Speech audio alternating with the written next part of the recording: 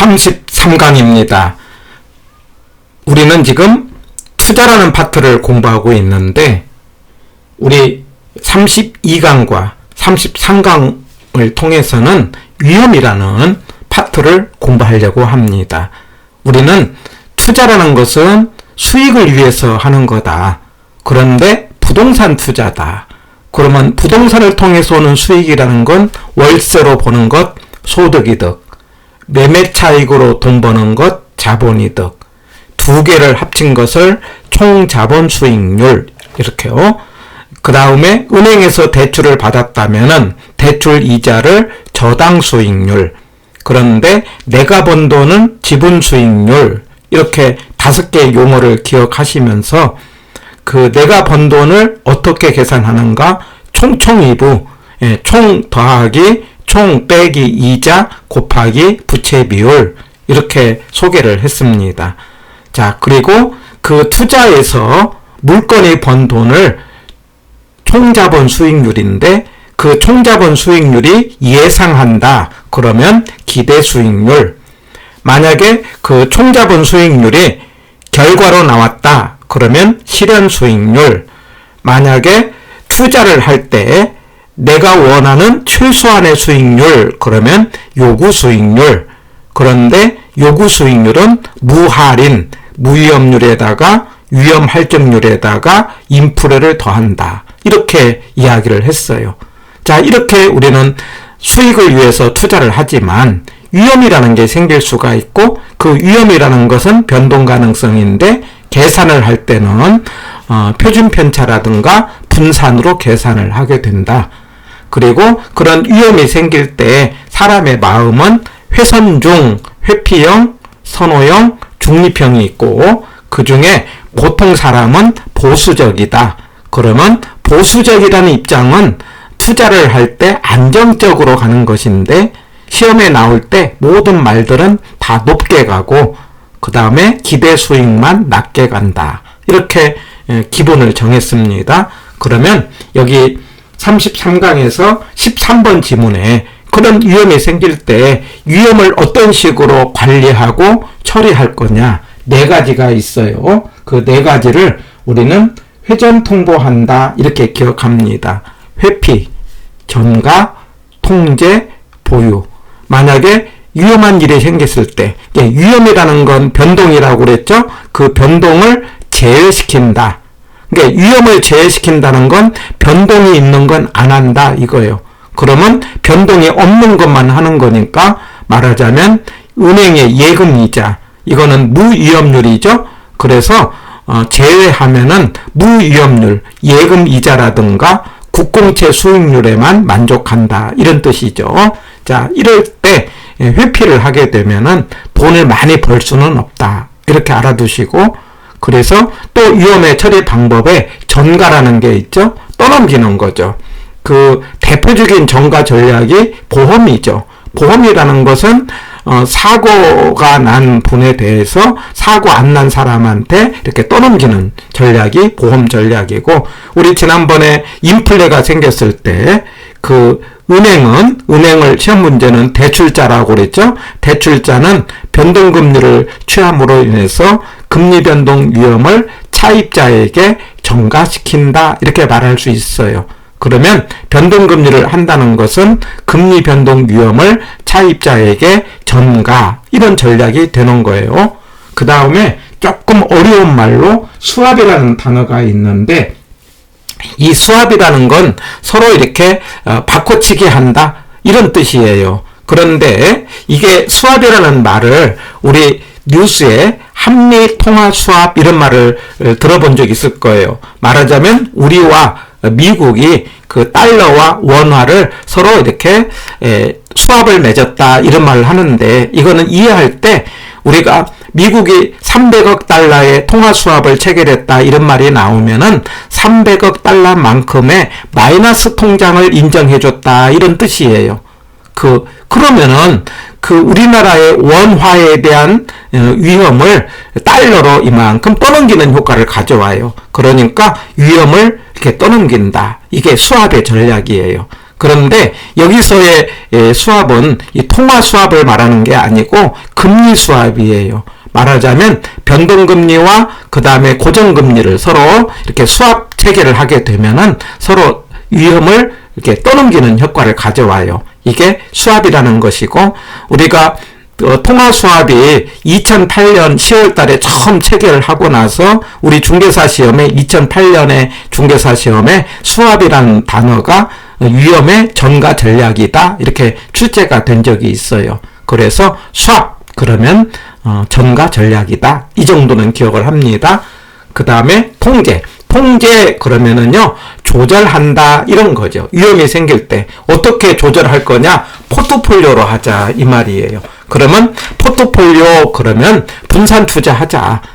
우리가 불확실성이 생기니 한 곳에만 몰빵하지 말고 나눠서 투자하자. 이게 조절 전략이 되겠고요. 또 하나는 민감도 분석 이런 말이 나와요. 그러니까 부동산에 투자를 했을 때 그 수익에 영향을 주는 요소가 있을 거라고요. 그 영향이 있는 요소가 여러 가지가 있는데 그런 것에 대해서 그 영향을 주는 요소를 투입 요소라고 해요. 영향을 주는 요소. 그 영향을 주는 요소에 따라서 결과치가 얼마나 민감하냐, 민감하지 않으냐, 그 영향이 크냐, 영향이 작으냐를 분석해서 위험을 줄이는 효과를 가져옵니다. 이 민감도는 나중에 지문에서 또 한번 확인을 하겠는데 위험을 감소하는 전략이고, 민감하냐, 민감하지 않느냐를 분석하는 민감도 분석. 그리고 보유라는 전략이 있어요. 그러니까 보유라는 것은 그 불확실성이 생긴 것을 인정을 하고 준비하는 거죠. 대표적인 게 충당금이에요. 이 충당금은 준비금이라고 하고 우리 아파트의 수선 충당금을 생각해 보시면 돼요. 그래서 우리가 아파트의 설비가 노후화를 대비해서 미리 준비를 하잖아요. 이런 것처럼 손실에 대해서 충당금을 준비를 하는 것을 보유 전략이다 이렇게 말하고, 위험의 관리 전략 또는 처리 전략에 회전 통보가 있다 이렇게 정리를 해보는 거죠. 그 중에 시험 문제에 가장 중요한 게 포트폴리오죠. 그래서 14번에 가서 포트폴리오 그러면 분산 투자한다 이런 이야기예요. 그 분산 투자에 대해서 그 위험을 줄이는데 그 위험이라는 것은요 두 종류 위험이 있어요.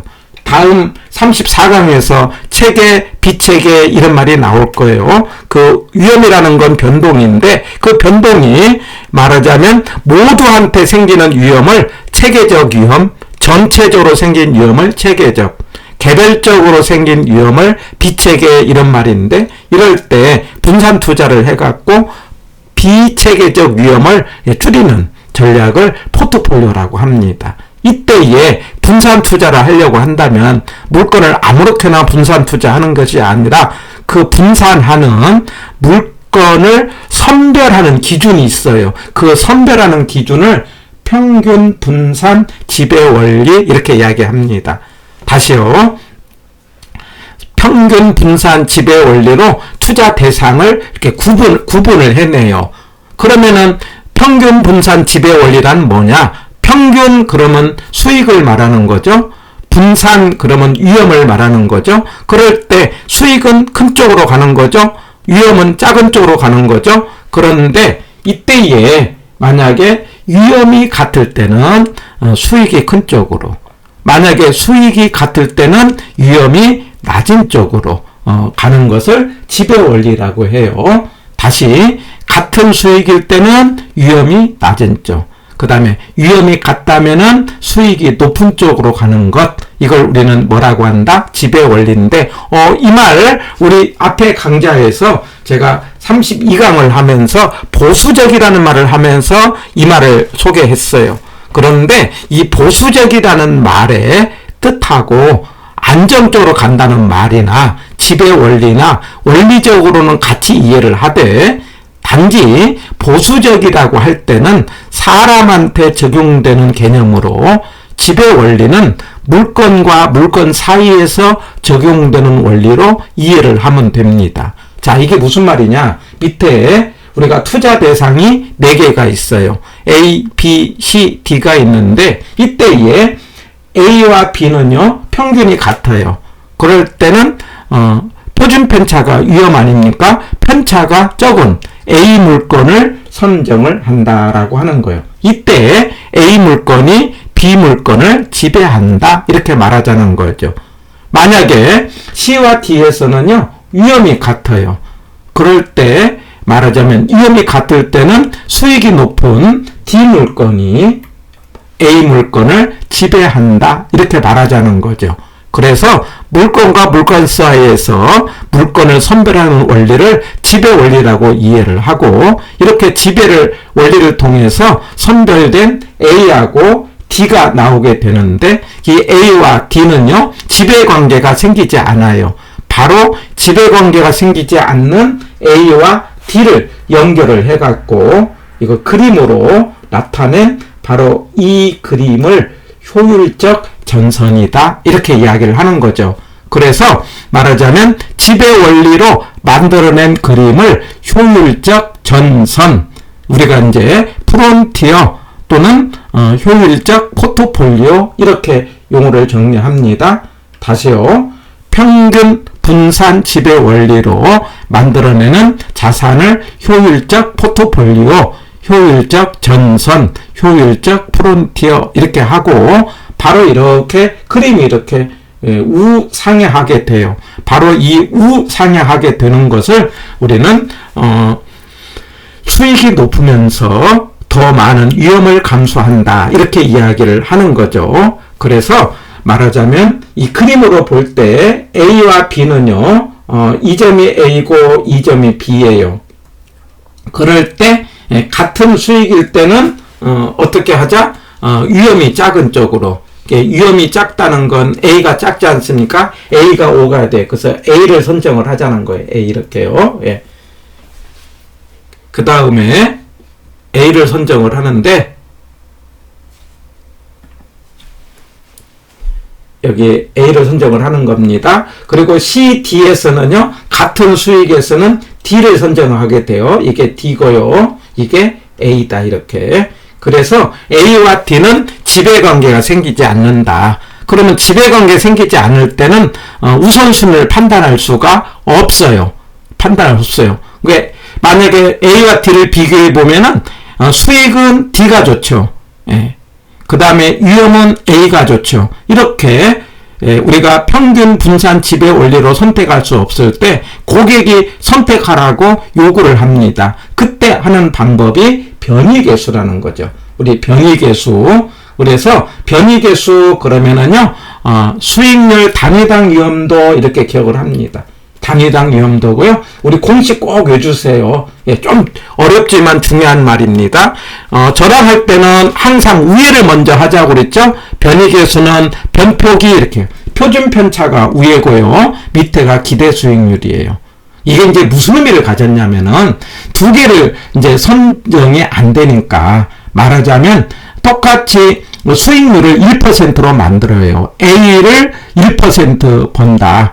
D를 1% 번다고 할 때 위험은 A는 10분의 5만큼에, 그 다음에 D는 30분의 20만큼. 이거 계산하면은 0.5 아닙니까? 예. 그 다음에 D는 0.66 아닙니까? 그러니까 서로 단순 비교가 안 되니까 상대적으로 비교하기 위해서 수익률을 똑같이 1로 만들어 놓고 같은 수익이라고 할 때 A는 위험이 0.5만큼이 되고 D는 0.66만큼 되니까 상대적으로 A가 우수하다 이렇게 말할 수 있어요. 그래서 우리가 평균 지배 원리로 선별이 어려울 때, 지배 관계가 생기지 않을 때 그걸 선택하는 방법은 변이계수다.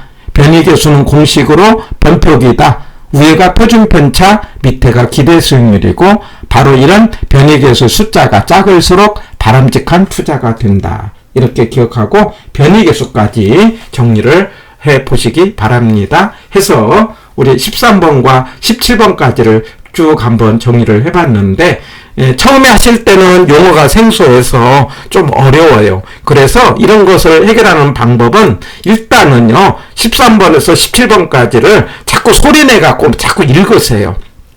이거 핸드폰으로 출력을 해가지고 우리 저기 다운받을 수 있잖아요. 제가 그냥 다 이렇게 중요한 자료를 아무 조건 없이 다운을 했어요. 제가 엄청 노력을 해서 만든 핵심 자료를 이렇게 정리를 했어요. 그럴 때 이걸 소리내서 많이 읽은 다음에 자꾸 동감을 통해 갖고 이런 말이다 라고 받아들이면서 말을 익숙해 한 다음에 문제를 풀어보면은 이렇게 푸는 거구나 라고 이렇게 기출문제와 비교를 하면서 정리를 하시면은 개론을 보다 더 쉽게 정리할 수 있는 힘이 생기게 되는 거예요. 자, 그러면은 우리 지배 원리, 효율적 전선, 그 다음에 우리 처리 전략에 관련된 지문들을 문제를 통해서 확인을 해 보는 거죠. 자, 7번입니다. 틀린 거 됐어요. 1번, 부동산 투자에서 일반적으로 위험과 수익은 비례. 꼭 기억합니다. 위험과 수익은 비례다. 맞습니다. 자, 그런데 이렇게 하는 과정에서 가격과 수익은 반비례하자고 그랬죠? 우리가 부동산에서 가격은 싸게 사야 수익이 나오는 거다. 그러니까 위험과 수익은 비례지만 가격과 수익은 반비례라는 것 꼭 기억합니다. 그 다음에 2번, 평균 분산 결정법은 평균과 분산을 이용해서 투자 대안을 선택하는 방법이다. 맞죠? 그래서 평균은 수익을 말하고 큰 쪽으로, 분산은 위험을 말하고 작은 쪽으로 선별한다. 이런 거예요. 그 다음에 3번, 보수적 그랬어요. 항상 보수적이라는 말이 나올 때는 모든 말들이 높게 가는 건데 기대 수익만 낮게 이렇게 하자고 그랬어요. 그런데 3번에 가서 보수적 예측 해놓고 투자 수익의 추계치를 하향 조정, 그러면 수익은 하향 이런 말이 나오면은 낮게, 그러니까 맞는 말이죠. 그래서 수익은 낮게 해갖고 맞는 말입니다. 그래서 미래에 발생할 수 있는 위험을 상당수 제거할 수 있다는 가정에 근거를 두고 있다. 맞습니다. 자, 그런데 4번에 가서 보수적 그러면 높게 가는데, 그런데 위험 조정 할인율, 그러면 위험을 조정하는 할인율, 이렇게 위험을 조정했다 이 말을 다른 말로 요구 수익률 이렇게 말할 수 있어요. 그러니까 위험을 어떻게 조정했느냐, 위험의 대가를 무위험률에다가 합친 거예요. 그걸 요구 수익률을 다른 말로 위험 조정 할인율 이렇게도 이야기를 합니다. 그래가지고 현재 가치로, 그래서 항상 현재 가치로 할 때는요, 다음에 시간 가치를 할 건데 할인율 이런 말이 나와요. 그래서 위험한 투자일수록 낮은 할인율, 이게 틀렸네요. 그래서 우리가 보수적 그러면 높게 아무 말이 없을 때는요, 보수적을 전제로 하는 겁니다. 그럴 때 높은 할인율이죠. 할인율을 높게, 그 다음에 할증률을 높게, 요구 수익률도 높게, 비용도 높게, 그 다음에 기울기도 높게, 혐오도도 높게 이렇게 가는 거죠. 그래서 4번이 틀렸다. 낮은 할인율이 아니라 높은 할인율 이렇게요. 그 다음에 5번, 민감도 분석 이런 말이 나오면은 얼마나 민감하냐 민감하지 않느냐를 찾아내는 분석이에요. 그래서 영향을 주는 것을 투입 요소입니다. 결과 그게 수익이 됐던 나중에 순영가가 됐던 결과치에 어떤 영향을 주느냐 이걸 찾아내서 민감한 것은 위험이 크니까 관리를 잘하자, 이런 것들이 민감도 분석입니다. 그래서 맞는 지문 해서 7번의 정답은 4번이 되는 거죠. 8번. 자, 틀린 거 됐어요. 기대가 요구보다 클 때 투자안이 채택된다. 그럼 맞죠? 우리 결론 기호투시 이렇게 하자고 그랬어요. 맞습니다. 그 다음에 2번, 개별 부동산의 특성으로 인한 비체계적 위험은 포트폴리오 구성을 통해 감소할 수 있다. 자, 이 지문 다음 강의에서 또 강조하겠는데, 우리가 포트폴리오 한다 그러면 위험을 줄이는 전략인데 모든 위험을 줄이는 것이 아니라 비체계적 위험만 줄인다. 개별적으로 발생하는 위험만 줄인다. 이런 말이에요. 그래서 그 비가 오면 피할 수 있다. 비자가 들어가면 피할 수 있는 거예요. 그래서 2번이 맞는 말. 3번, 무위험률의 하락은 투자자의 요구 수익률을 상승시킨다. 그런데 이게 틀렸죠. 무할인, 요구는 무할인인데 무이업률, 할증률, 인플레율인데 이때 무이업률이 올라가면 요구도 올라가고 무가 떨어지면 요구가 떨어진다. 그래서 무이업률이 떨어지면 요구는 떨어지는 거고 무이업률이 올라가면 요구도 올라가는 거죠. 자, 우리 생각해 보세요. 무이업률은 은행 예금이자라고 했어요. 그러면 은행 예금이자가 올라가면 우리가 부동산에서 원하는 수익은 높아져야 돼요? 낮아져야 돼요? 높아져야 되죠. 왜? 예금이자 올라가니까 부동산에서 요구하는 수익도 높아져야 되는 거예요. 그래서 3번이 하락이 아니라 상승으로 해야 됐고 3번이 틀리고 정답은 3번이 되겠네요. 그 다음에 4번 투자자가 대상 부동산을 원하는 시기에 현금화하지 못한다. 이런 것을 무슨 위험에 해당된다? 유동성. 맞는 지문. 그 다음에 5번. 평균 분산 지배 원리로 선택할 수 없을 때 지배 관계가 없다고 그랬어요. 그때 변이계수 또는 변이계수를 변동계수라고 하는 거예요. 변폭이 우리가 위에가 표준 편차고 밑에가 기대 수익률입니다. 이걸 통해서 우선순위를 판단하는데 표준 편차가 작을수록 그래서 수익률 1% 넣어가지고 이 변표기의 숫자가 작을수록 바람직한 투자가 된다. 이렇게 말할 수 있고 맞는 지문이 돼서 8번의 정답은 3번입니다. 해서 이번 이제 위험의 처리 전략 회전 통보 그리고 또 하나는 우리 변이계수 이런 개념을 정리를 했습니다.